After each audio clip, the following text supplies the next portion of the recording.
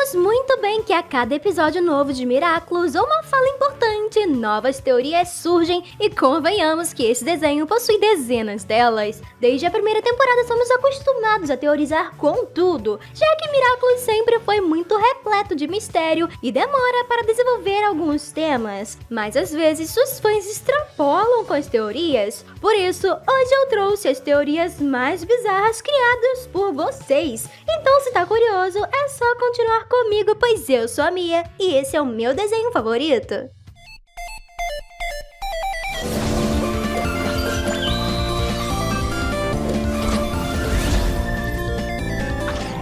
Então, falarei de algumas hipóteses desde a primeira temporada e que são bizarras, porque todos os elementos nelas são estranhos ou é só porque elas não fazem sentido mesmo e não sabemos como ganharam algum destaque no fandom. Inclusive, algumas dessas teorias já passaram até no Mundo Gloob, canal oficial do YouTube. Mesmo assim, não aconteceram de forma alguma. Em primeiro lugar, temos a ideia de Adrien ajudar seu pai com seu plano de trazer de volta sua mãe. Bem, até mesmo o Mestre Fu e a Marinette já cogitaram que Adrien fosse o vilão lá em meados da segunda temporada, após descobrirmos que Gabriel era o grande vilão por trás da máscara de Rock Moth. Na época, a teoria que ganhou força foi que quando o louro descobrisse que sua mãe ainda está com o corpo conservado e aguardando Gabriel conseguir as joias mágicas que tanto quer, ele o ajudaria. Isso porque o ex-modelo ama muito e sente a falta da mãe e faria tudo pra tê-la de volta. Mas nunca nem fez sentido, pois se Adrien soubesse o preço, ele nunca aceitaria. Além disso, essa teoria caiu por terra em Cat Blank ou Efêmero, onde Adrien foi apenas manipulado, mas ele nunca concordou com o plano. Inclusive, adoraria deter o pai de toda essa loucura. E com o fim da terceira temporada, algumas dúvidas surgiram, e entre elas, o que aconteceria se Ladybug deixasse o posto de guardiã da Caixa de Miraculous? Ela perderia a memória com o Mestre Fu? Bem, esse é o esperado, mas uma teoria deu uma resposta satisfatória para alguns. Toda a história que estamos assistindo seria uma espécie de livro que Adrien leria para a Marinette, explicando a ela o que aconteceu. E não, você não entendeu errado. Ele ainda terminaria a história falando, e essa foi a história de como nos apaixonamos. Quero dizer, embora fosse fofo de certa forma, se isso acontecesse, né? É totalmente incoerente acreditar nisso. O maior contra-argumento é que a própria abertura é a voz da heroína dizendo: "Eu sou Marinette, uma garota como as outras", então faria mais sentido se a própria Azulada tivesse gravado um vídeo explicando ou deixado um diário. Mas outro detalhe importante é que Adrien não saberia todos os detalhes que já foram mostrados. Ele não sabe a identidade de quase nenhum herói, não conversa com os outros Kwamis e inclusive nem lutou em todas as batalhas com todos os Akumatizados. Como ele saberia explicar as ações e sentimentos do Ladybug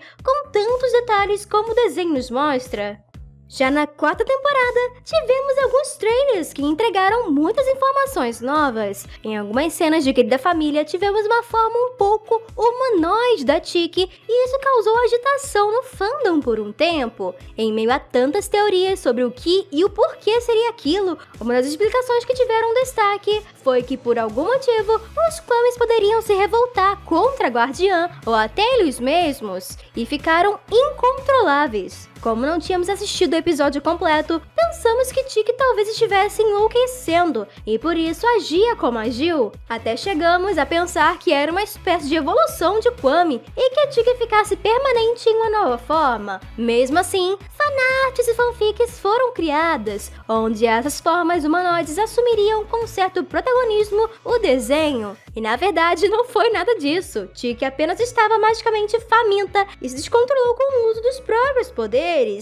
Também tivemos o novo traje do Ladybug, que inclusive nunca foi muito bem explicado como ocorre. O que entendemos foi que quando ela descobre o seu novo poder de criar amuletos, ela pode utilizar aquele novo traje, mas não é uma regra. Apesar disso, alguns fãs insistiam que ela havia fundido o Miraculous de Joaninha com o do Panda, pois quando a fusão de Miraculous, o traje não tem uma mudança radical em seu visual, como o Dragon Bug, por exemplo. E na abertura da quarta temporada, as meninas aparecem com alguns acessórios de animais temas dos seus futuros ou atuais Miraculous. Alia e a raposa, Milene e o rato, Rose e o porco. Enfim, Marinette tinha nariz e orelhas representando um panda, mas nunca teve sinal de Miraculous do panda no desenho. Não teria sentido?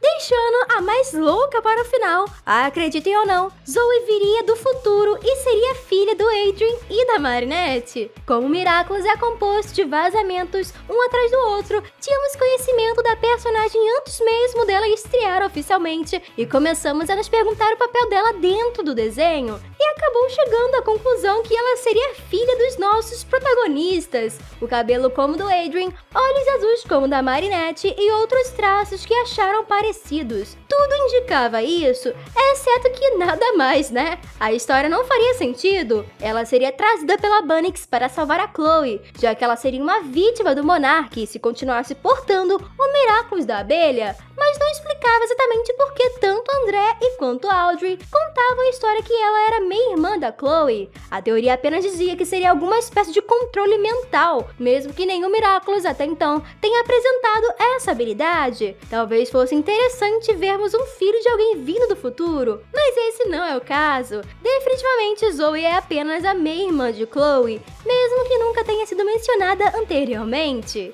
E vocês conheciam todas essas teorias doidas? Escrevam aí nos comentários e não esqueçam de deixar aquele like e se inscrever no canal para mais vídeos como esse.